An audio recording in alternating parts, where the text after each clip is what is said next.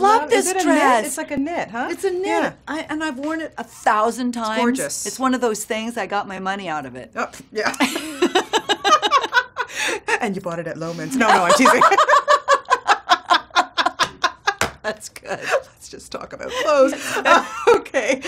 Rene, you're so great in this film. It's so good to see you back on the big screen. And I'm wondering, when your husband presents you this script, and yeah, of course you can't say no, but is it like flattering or an insult? She's so ruthless. I know, right? Well, you know what?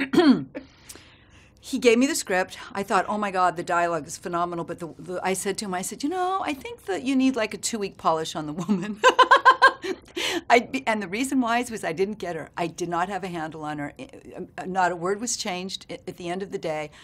And yes, she was ruthless, and that's one of the reasons I did not know how to play her. I mean, I didn't know where to just find ruthlessness for the sake of gain. I didn't know. That isn't part of me, but what is, and where I would cross and have crossed moral boundaries, the sociopath in me is desperation. And anytime I've been desperate in my life, it's usually because of fear, and underneath that fear is a certain fierce either anger or self-centered kind of, desire to hang on. And I thought that was really important to me, that I didn't know how to play her any other way. I had to find where that desperation and that fear is in me. And if I were about to lose my health care and I was alone and I was older and 2 years was up and they were gonna review me, what would I do?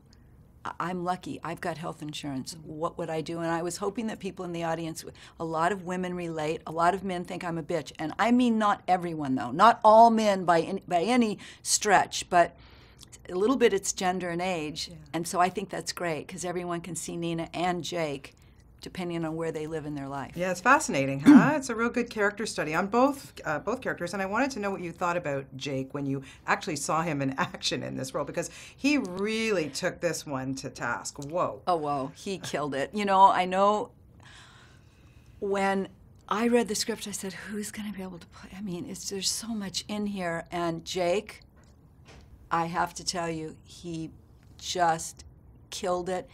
It was perfection.